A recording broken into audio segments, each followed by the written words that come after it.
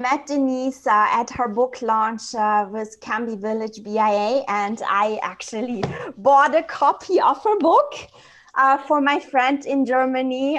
She is half Persian and half German, and she has two beautiful kids, and Denyse signed the book for me. I might get a second book. So yeah, we are here today to celebrate your book, and I think this is your debut book, if I'm understood right? That's right. Yeah, it's my first published children's book. That's right.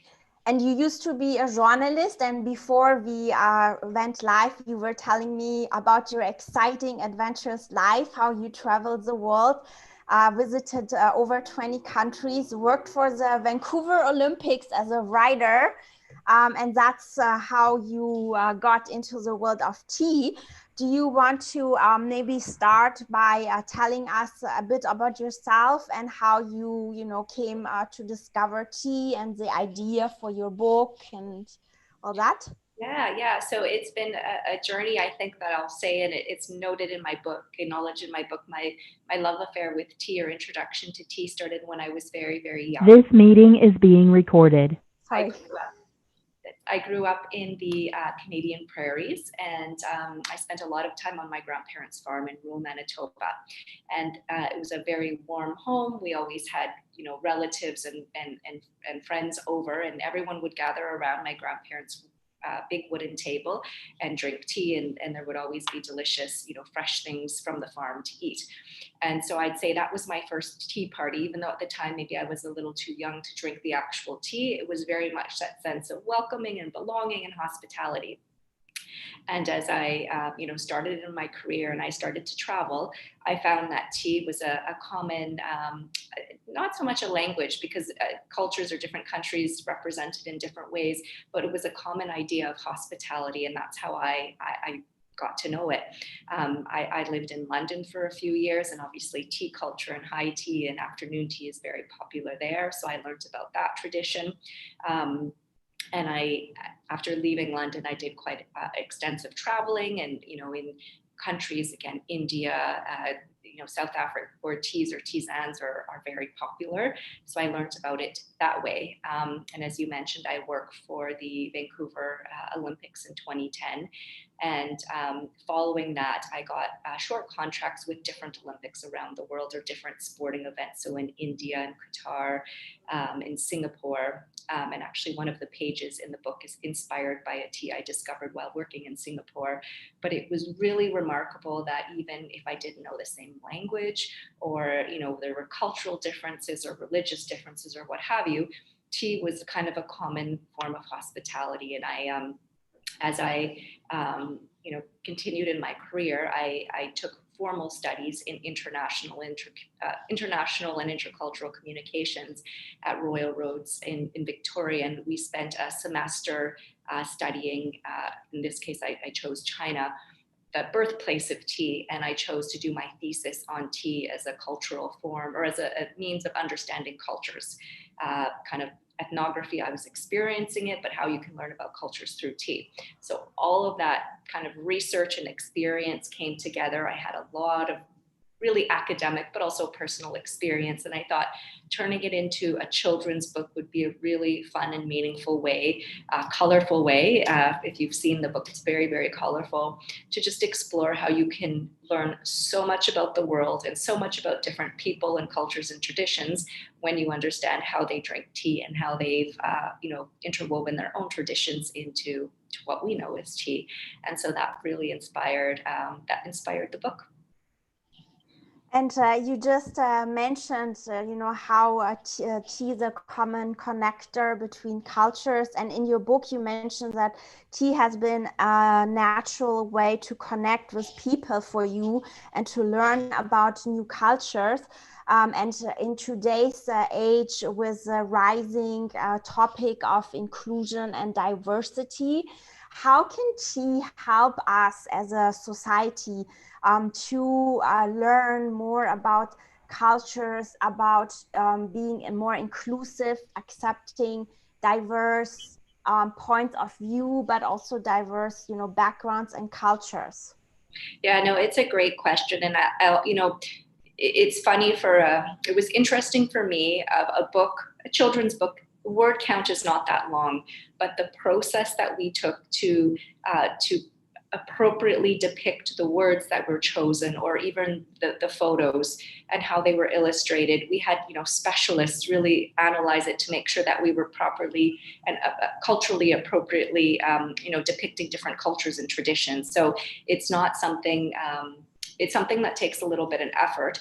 But what I think tea really does, and, in a very simple terms, I myself personally, I don't know anyone who's been angry sitting down with a cup of tea. So first of all, it's very disarming that way. And if you're in a relaxed state and you have a nice warm cup of tea or an iced tea or whatever you prefer, and you're in a conversation with someone, then you're probably in a much more open state. So that lends itself very well for discussion and understanding and learning, which is very critical to, diversity and inclusion. Secondly, I do think that there are some commonalities of tea. There's 6 basic kinds of tea, and cultures have, adapted them with different traditions. But I think what's really interesting is if you pay attention to how different cultures interpret tea, or the traditions or the ceremonies that they associate it with it's so embedded in things that are ingrained or important to that culture. And because it's so interesting, that's also disarming. Indian chai is different to the gong fu cha that would be practiced in China, as an example, and neither of them are wrong. But when you look at it through that curious way of understanding why they have different utensils, why they use different ingredients, why it's presented in different ways, it's really telling about the culture. And I think it speaks a lot, if you're open to learning about it as an experience, as a guest, then it just opens your minds to people have different ways of thinking of things, and tea is a very fundamental, basic thing. But it can be telling that there's other ways to look at the world outside of your own, and they're very beautiful and very delicious. And in the case of tea, the other thing that I'll just add is, for me, tea is very, I'll say, romantic, and it's very culturally significant and very worldly. And in the book, it's for children, and I do present it through my lens, where it's a very warm, welcoming drink. But, I have been challenged to say, if you look at the history and the evolution of tea, and I am studying right now to become a tea sommelier, there are some hard parts about tea. There's some political aspects to it, and that's important to recognize too. But again, that wholeness tells the story of a single drink that's really been shaped around the world, and has been adopted and adapted by different cultures and traditions. And I think that lends itself as a good tool for diversity and inclusion and learning and being curious. That's interesting. You just, highlight this juxtaposition between tea being political and complex versus tea being fun and colorful.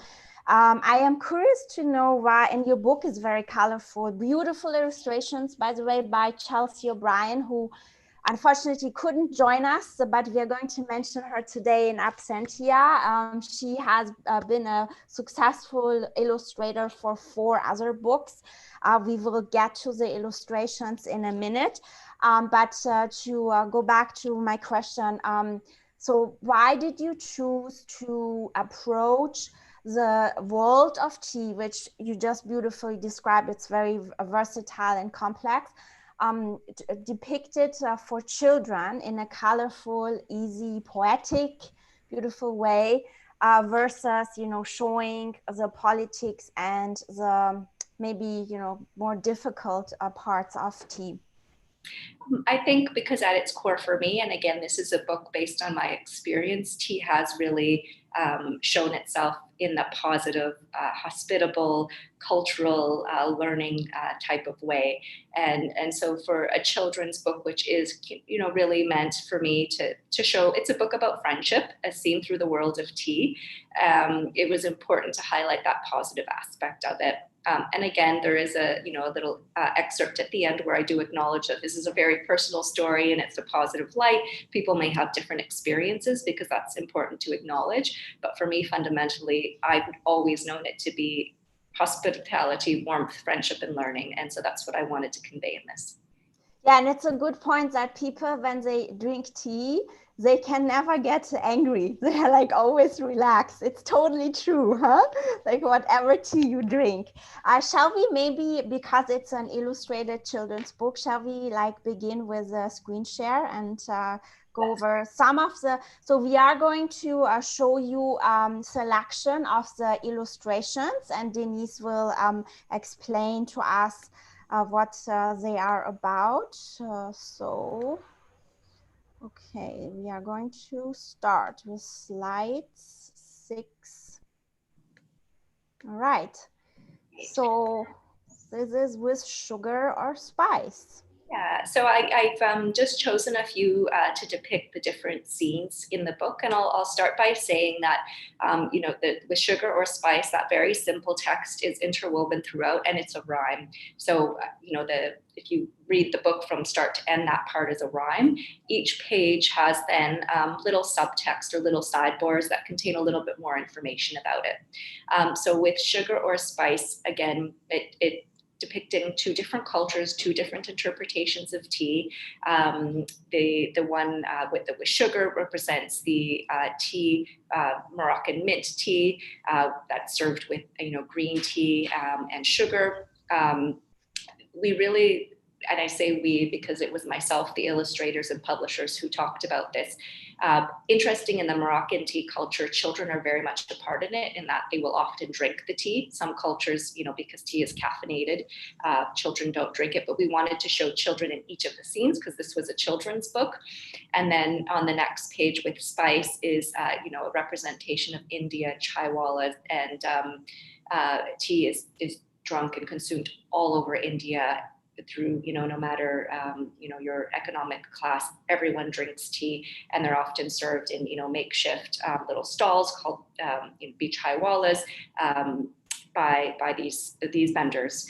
And so again, this just shows 2 different cultures interpreting tea in a very different way, but at the fundamental, all of the pages, there are a few tisanes represented, they all come from the same leaf. So again, it just shows the diversity of the drink, but also the diversity of the cultures represented. And I see the with sugar part, it depicts mint tea. I heard that in hot climates, in the Middle East, they actually drink hot tea. It cools down your body temperature. Is that right?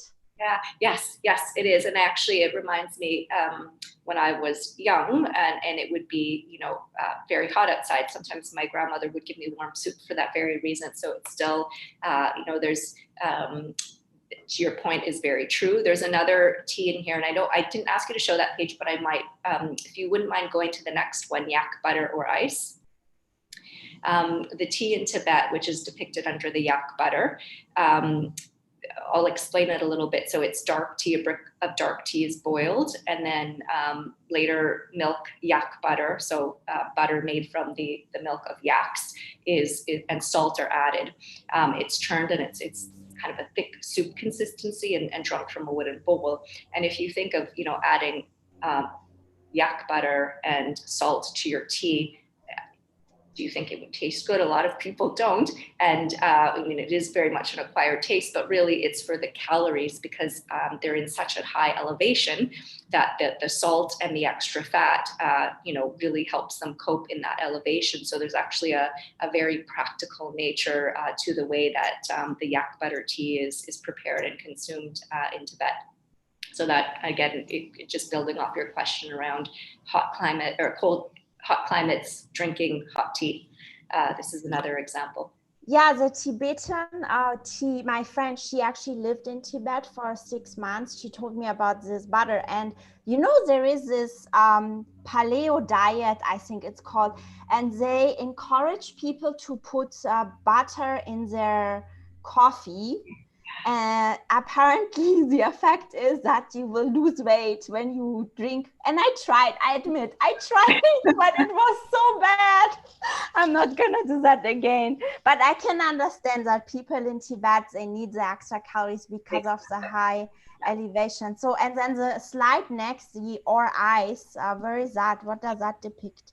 So that's chen, and it's a popular tea in Thailand. It's a very strongly brewed black tea poured over ice. And I had it when I was in Thailand. Often vendors will give it to you in a bag.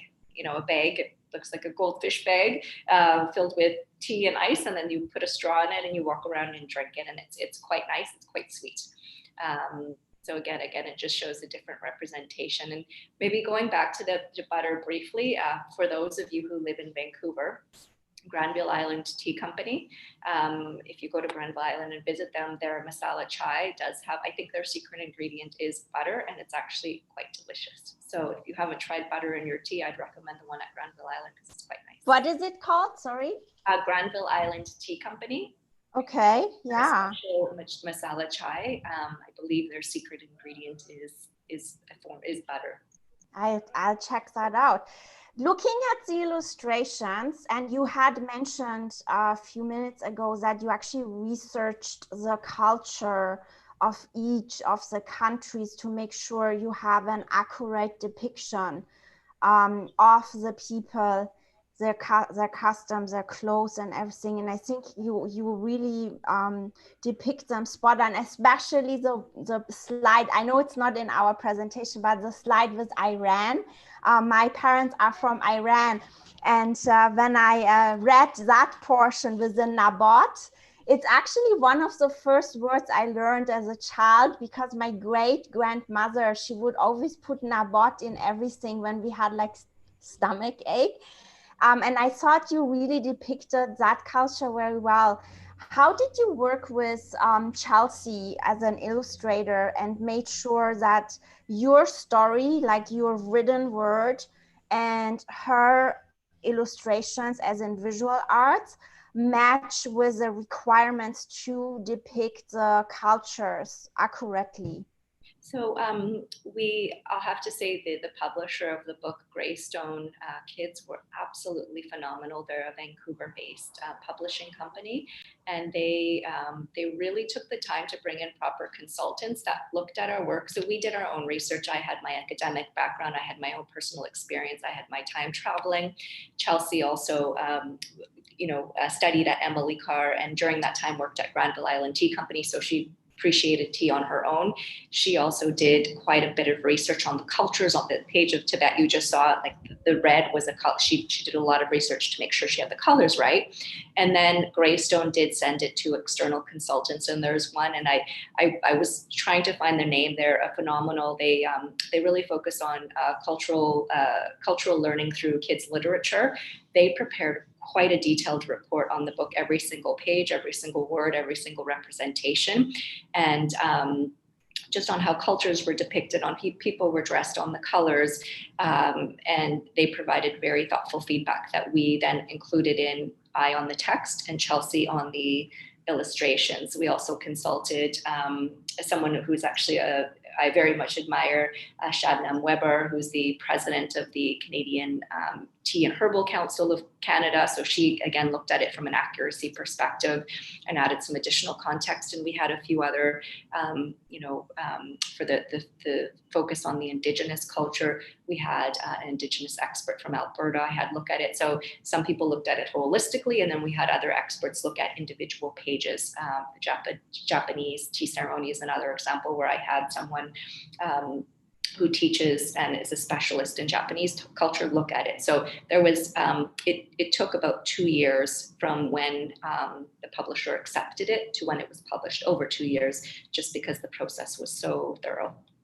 Denyse, your book is so well researched. I'm just amazed. Wow, I didn't know how much work you put in. There is actually a place that researches cultural learning through literature. That's fascinating. I didn't know that exists.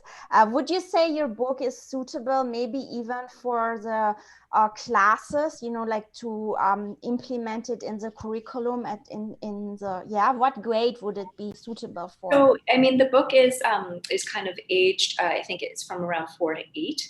I've read it for students. I find the students that find it most engaging are kind of the grade 2, 3, 4-year-old.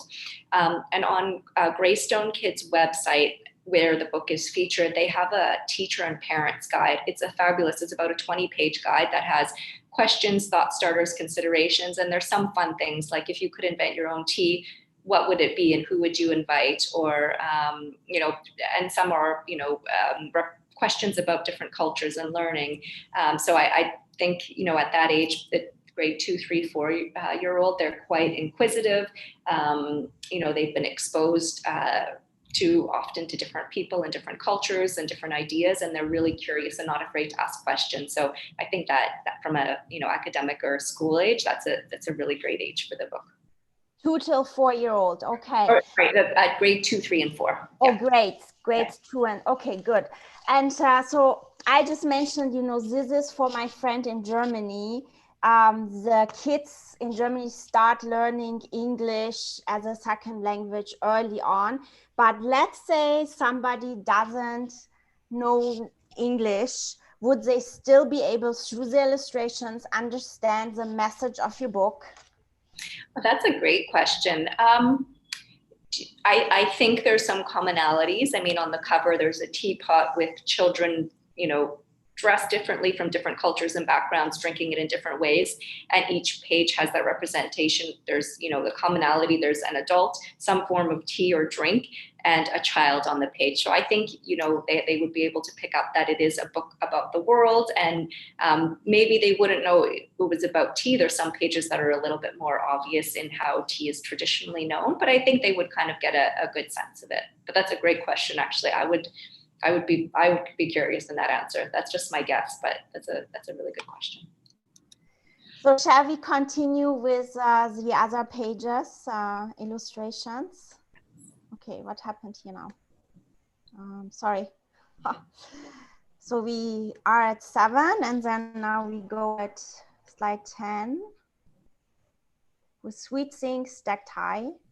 Yeah, so I wanted to show this page, again, the sweet things stacked high, representing Russia and the samovar, and, their representation of tea, again, really as a means of hospitality and a beautiful vessel that it's served in.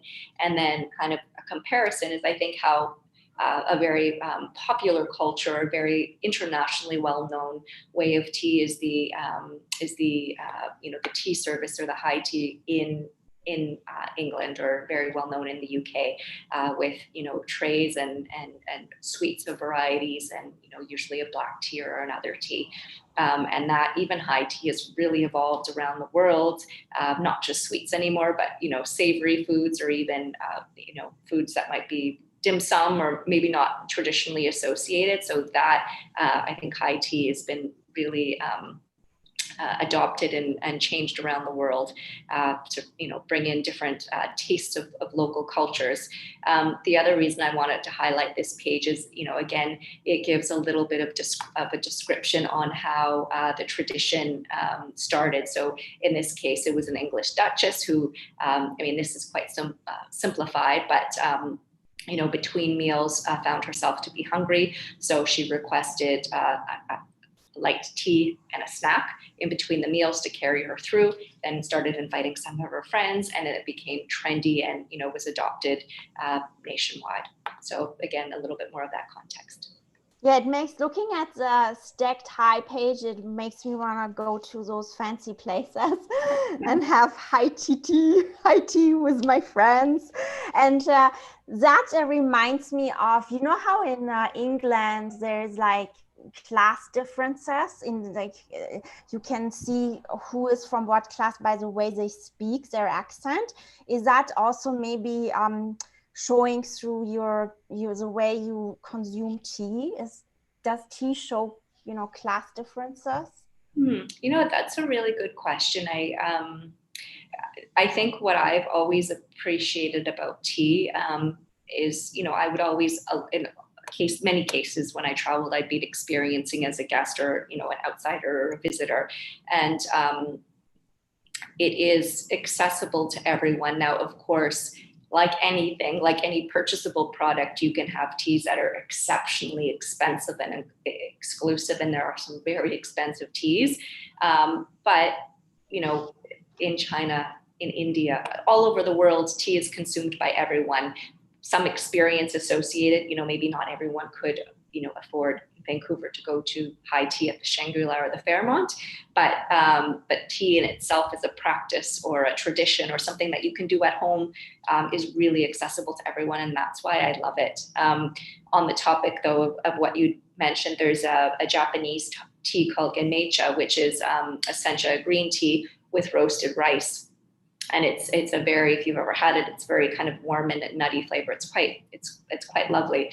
But it was introduced, the rice was initially added to kind of reduce the cost of making tea so that it would be accessible to the general population and accessible to those maybe who couldn't afford it. But now it's just a very lovely tea that it has nothing to do with economic class, but initially it was introduced again as more of a filler to make it more accessible. So it's quite interesting, that tea's found a way.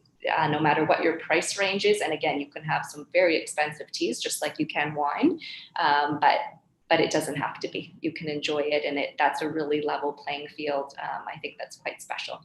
Mm-hmm. Yeah, it is such a social drink. It brings people from every background together, like you mentioned initially. And then, are there any health benefits to drinking tea? We know that too much coffee, for example, is not good for you. Alcohol is definitely not good. Pop has too much sugar. What are the health benefits of tea? That's an area that I'm not as familiar with, that I'm not, as much as the culture, but I do know, again, I'm doing my tea sommelier certification, that there's a lot of research on the health benefits of tea, that it does help with, not necessarily weight loss, but just overall good general health, even kind of with stress. So again, I'm not an expert. That's not an area of expertise of mine, but there's a lot of documented research on the health benefits of tea. And I think green tea in particular has stood out as a tea that's quite healthy to drink every day. Green tea, everyone. Drink lots of green tea. It's healthy for you. Okay, next slide is poured from the sky. So they actually rhyme. It goes with sweet things stacked high, poured from the sky. Yes. Yeah. Did you do that on purpose? Because when things rhyme, people can memorize it or learn it better? Yes, and although that part is maybe it's 150 words total, it took a lot of thought to get an effort and reworking to get a story, something that was a story that rhymed in such short kind of sound bites. But it was very intentional because I wanted it to be, again, for younger ages or older ages, a very simple way to remember different associations with how cultures enjoy tea. So that part rhymes. And then there is the little sidebar that is not rhyming, but again, it gives a little bit more information about that particular culture or tradition associated with tea. And the reason that I asked you to share this page in particular, so this is what I experienced when I was working for the Youth Olympics in Singapore. And it was during the month of Ramadan, and I went to a night market one evening, and there were families breaking their fast. And I saw this gentleman in a kind of makeshift cart, and he had a crowd gathered around him because he was pouring almost acrobatically 2 cups really quickly back and forth, up and down. And it looked like a show. You were at the circus. And a family that was there saw that I was interested in it. And they said, well, why don't you come and join us for our kind of evening meal? And they told me that they introduced me to this drink. It was called teh tarik, in English translated as pulled tea. It's a national drink of Malaysia, but very popular in Singapore. And it's basically strong black tea with condensed milk. So it's very, very sweet. It's a very lovely drink. And they pour it up high between to kind of make a creamy frothiness. So again, delicious because of the condensed milk and the black tea together, but also really nice and smooth and frothy. And it also creates quite a spectacle. So it was, to me, again, an example of how tea, me as a visitor to Singapore, could just be curious watching something and a family sees that and they invite me to sit with them and to eat with them, and I learn about them and they learn about me, and again, over a cup of tea. So really represents to me the true sense of what I mean by tea as a form of hospitality and welcoming and friendship. And is this the accurate depiction of how this gentleman did his tea performance? Yes, yes. Wow. It was in, yeah, they do it really high. And I mean, there's different skill sets. Some of them, you know, have been practicing for years and years, but it is really, the thing I found very interesting too is the stall that he was in. In this case, there's no stall, but it's really small. So he's doing all of this in a very tight space. But yeah, it was quite special. If somebody asks you, Denyse, explain to me in one sentence what the main message of your book is about. What would you say? It's a book about friendship as seen through the eyes of tea. That's beautiful. Friendship. Okay, I like it. All right, then we have one more slide to show you, from old ways to new. Oh, bubble tea. Don't we all love bubble tea? Okay. And I wanted to highlight this one too. So from old ways represents the Chinese gong fu tea ceremony, but really important. I mean, China is the birthplace of tea. That's where I initially, studied tea culture, Chinese tea culture. I learned so much about China by visiting tea houses and by talking to tea experts, and really, appreciating the intricacies of how they perform this ceremony in particular. But there's just so much. If you really want to learn about tea, I'd say start with China, again, the birthplace of tea, but it's such a rich, beautiful history there. And it's a very important part of life. The piece I found really interesting in studying tea in China is that the younger generation, kind of university or younger, I offered to take them for tea, and they really wanted to go for coffee because they said tea is something that can't be rushed. It's very good for your health. I'll do it when I'm older. But for now, coffee is pop culture, and it's, Western and trendy, and I'd like to do that. There's still the deep respect for it, but it was really interesting that the younger generation, while they still respect it, is maybe not something that they're doing at this point in their life. But it was, interesting to see that shift in China. And then, as you mentioned, bubble tea, I called it new because in the world of tea, it's still relatively new, that it was just kind of invented or created in the 1980s in Taiwan. So again, in the world of tea, which dates back thousands and thousands of years ago, bubble tea is quite new. I believe the Vancouver Chinese Garden holds tea ceremonies. You also had your book launch in person there too, so that might have just worked out beautifully, huh? Sip your tea and look at the book. Yeah. Actually, Denyse, now that I look at the bubble tea, I remember growing up in Germany, we didn't have bubble tea, and then when it was introduced to Germany, just like maybe 10 years ago, we actually got to also know the culture of Taiwan for the first time, because inevitably, like, you are curious to know where this novel drink comes from, right? I'm just gonna stop the screen share now. So there is a point in learning culture through the art of tea. I think you just, made a good point.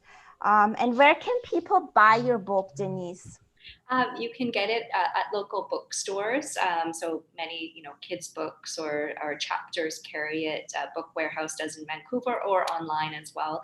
Amazon carries it, as does chapters. But it's quite broadly distributed in Canada, the US, and the UK, depending on where you're joining in from. Okay, good to know. But today we have a lucky winner. We had an Insta draw, and we picked someone, Gloria Villamil. Gloria, congratulations. You won a signed copy sent to you directly with love by Denyse. So yeah, congratulations. And then for the rest of us, you can purchase the book directly with Greystone Kids or on Amazon, or go to Chapters in Indigo, or if you're in the UK, buy it in the UK. Such a beautiful thing. So now I see we have a few questions. to you, Denyse. So I'm in the Q&A.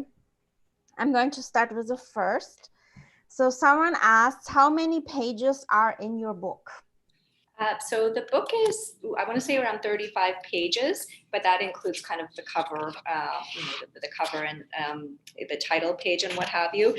So of text, I want to guess maybe 25 or so pages. And again, there's two stories, the rhyming text that carries the book throughout and tells a bit of a narrative, and then a sidebar on each page. Yeah, but it's the standard size for a children's book. Yeah, your book has poetry, has literature, has illustration. It is highly educational. It was very, very well researched thoroughly, like the content, but also the visual depiction of the cultures. I would say it's a must read. Plus, holding it in my hands, it's very light. So as a parent, you can just flip easily through the pages and share the illustrations and the content with your children. Okay, next question is, would this book work to read aloud? Yes, so I would say absolutely. And one of the benefits of having the short rhyme or the longer subtext is if you're reading it to young children. I have a 4-year-old son, and so I usually he knows it by heart. He's heard it so many times, so I don't have to read it to him. But if when I read it to other groups of children, I usually just read the rhyming section. That might take 5 minutes, a little bit longer if you really take your time, but no more than that. And then I just pick a few of the pages and read the subtext. As you get into older children, you could probably read a little bit more of the sidebars and then have a conversation. But that's what I like about it. It's as you can go back to it. So you'll read the rhyme and you understand that. And then, each time you read it, you may choose another page or two and dive into the subtext and the culture. Is there a component to your book, how some books, you read it once, you learn something, you read it again, and then there's another spin to it? Is that the kind of book, would you say, where each time you read, you learn something else? I think so. Again, if you're looking at it, each reading, you might focus on a different page or two, but also I think what I'm curious to see in my own son, and obviously we haven't done much traveling, during the pandemic, but as things open up, as we start to travel to some of these places and he sees something that he's read in the book in person, then you come back and you notice, there's a utensil in there in the Chinese tea ceremony, and you now know what it's for, or you understand how they use it, or you understand why tea is represented in a certain way. So I think what I like about it is it's a good starting point for conversation, but it will be, enhanced when people start to travel, start to connect, and, experience different cultures. Is there going to be a sequel, Denyse, a Tea Time number 2?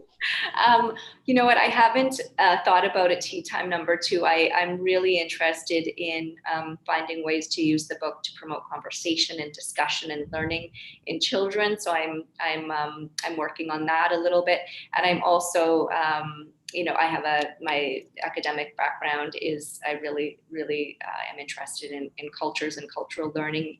I'm working on a simple text of a book of the terms of endearment that parents use for the children around the world related to food. So as example, my grandpa, who speaks French, used to call me mon chou, which means cabbage, but it was, my little sweetie, but he would call me this little cabbage. And there's different languages have different terms related to food. So not specific about tea, but those are the areas I'm exploring right now. So you actually mentioned a couple of times now your academic background. What did you study? I have my master's, so at foundational, I'm a journalist and I studied communications, but my master's is international and intercultural communications. Oh my God, Denyse, that's spot on. That is so perfect. I know your book is for children, but given that it does show friendships through the art of tea and how different cultures are like, and we are trying in the world of, in the companies are trying to become more diverse and more inclusive, and the word equity is being used more and more. Is there a way companies could use your book as a baseline to learn how to approach the subject of diversity? You know what, that's a really good question. I hadn't considered that. I think yes, again, as a discussion point or a starting point, but what I think would be additionally good for businesses, I mean, there are tea sommeliers that do this, or tea experts, is to use tea or the preparation of tea or a simple tea ceremony or a tea tasting to kind of advance that discussion. Because again, you could take any two tea cultures represented in the book, and I think there's around 14 or 15 of them. You take any two or even any one, and you experience it, and then you ask questions, and then you'll understand the nuance from the history to how the culture, the tradition in there represents a certain way of thinking, and that's really, it's empowering and it helps you learn, but it's not a means of getting defensive. It's not about one person being right versus one wrong. It's just the way that it's enjoyed in that culture. Totally. Yes, you nailed it. Yeah, it's not condescending. It's just like an experience that we will, make, and then we can make our own decision whether we like it or not, but at least we experienced it, right? And one thing I want to add is that as we are talking about, children and tea, that it is a very age-friendly drink, huh? Like if you think about you can't give a child coffee or alcohol, obviously, right? But you could give a child like mint tea. It's Absolutely, healthy, right? yeah. So And tea is a tisane, or mint tea is a tisane. And there are some cultures that do give their children small amounts or amounts of caffeinated teas. It's the caffeine amount is less than coffee, and as you mentioned, there are some health benefits. And even my son, he loves mint tea, so we'll just take fresh mint and lemon. And when I have my tea, he has his mint tea, and so it's a really fun way, for children to get involved that way. totally. Then somebody else is asking from the audience, is this your first book? How did you go about finding a publisher? Oh, that's a good question. We have, our membership is very diverse. We have lots of artists, and I know that it is hard to find a publisher who accepts your book. You were lucky. It sounds like Greystone is an awesome publisher. How did you find your publisher? Yeah, no, it's a great question. So I had the manuscript written, and I did a lot of research on potential publishers that it aligned with their content and their age and what have you. I found a couple and narrowed it down, and I actually at one point thought I was going to self-publish.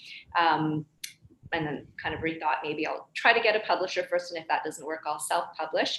So I submitted the manuscript to a couple, and Greystone responded very positively, asking though, the manuscript ended up being different. It evolved quite a bit from what I submitted. They asked if I would be open to working on it and reworking the script. It was their idea to add the little sidebars, and I said I absolutely would. And then we took it from there. So again, in this case, I had the manuscript done. I prepared a little pitch package based on the criteria that they had. So the intro letter about myself and my background, the manuscript itself, and then I think there was another piece that they required. So that's how I went about it. But to your point, I was very fortunate. I think this was I wrote the manuscript 4 years ago, submitted it 3. It took 2 years to publish. I think I hit it at the right time, where there's other kids' books about tea and tea parties, but not one that I was able to find about culture in quite this way. So it hit a niche for them. It was good timing, and it worked out. Yeah, oftentimes it's just serendipity, huh? Yeah. Like obviously your book is well researched and high quality, but then, you were there at the right time, right place. How did you find the illustrator, by the way? So Greystone Kids found the illustrator. I did know Chelsea though, because when I was looking to self-publish, I had approached her, and then it just so happened she had written or illustrated already a couple of books for Greystone, and so they commissioned her to illustrate the book, and I'm really thankful they did. She's very talented and a wonderful person, and also a tea fan, so it worked out very well. Oh, tea fan, there you go. Again, serendipity, huh? And did you work closely with her? Like, did you give her instructions and she showed you what she did, or how did this? No, it was quite separate. So I had the manuscript, and in a few instances I would put illustrator's notes of things that I thought, would be helpful for her. But then she took it away. She did her own research. She did her first draft of illustrations.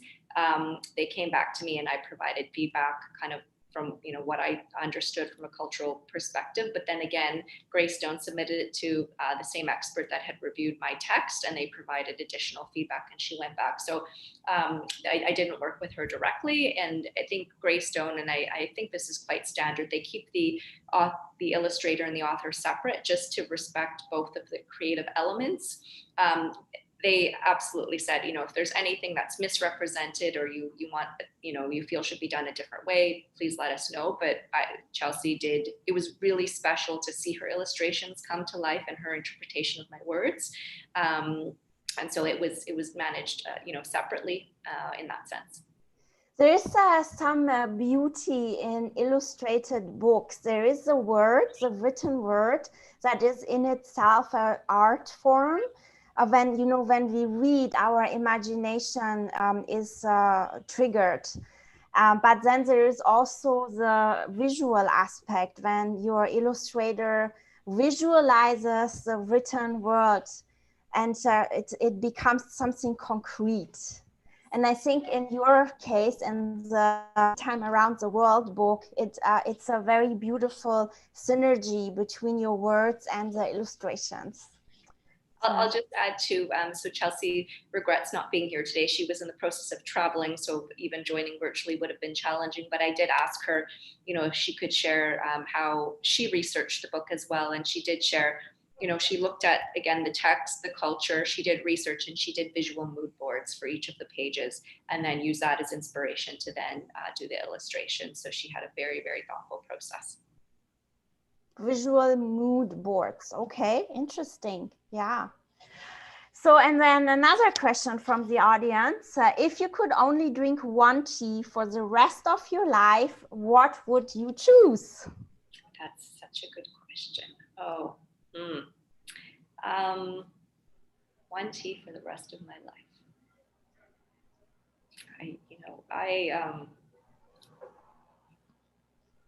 Maybe right now, okay, I will choose, so there's 6, so tea all comes from the same plant, the Camellia sinensis, and it's just the different processing that makes different tea. So you have some teas that are not oxidized, meaning they're not, if you think of an apple and you cut an apple and it starts to brown, that's oxidation. They're not, and that's kind of the white and the green teas. And then you have some that are fully oxidized, which are black and pu'er. There's this one tea in the middle that's called oolong, and it's partially oxidized. And what that means is there's some damage to the leaf so that it becomes exposed to air. But the tea master, who is very, very, this is a long answer to a short question, but I'll explain why I'm choosing this tea. Tea masters that make oolong are highly specialized, and they have to know exactly when to stop oxidization. And you can have teas that are very low oxidized, so they would be a bit more like a green tea, and some that are, exposed more to air, and they would be more like a black. So I will choose oolong tea, and it's a trick answer because depending on how oolong tea is made and processed, there's a huge range in flavors. It could taste anything from a green tea to a black tea. So that I'm choosing oolong because it's a little bit of everything, and then I'm not having to choose just one tea. Okay, that's a smart answer to a tricky question. Oolong tea is actually my dad's favorite tea. It has been forever. He thinks it helps him to lose weight. There is some research too with tea in that sense. Yeah. Yes. Okay. And I guess there is also not just the tea, but also how you prepare the tea, right? There's an art to it, science actually, the temperature of the water and freshness of the water plays a role in the quality of your tea, apparently. Absolutely, yeah, yeah. It's I mean, there's a terroir to tea, so tea grown in different places, different elevations, different processes, you know, taste different. But there's some teas, for example, green teas, white teas, oolong teas that can be easily burnt. So you don't want to use boiling hot water. Whereas, you know, some black teas are generally a little bit more forgiving, and you need to have higher water or hotter water. So that's absolutely true. And Denyse, when are you completing your sommelier certificate?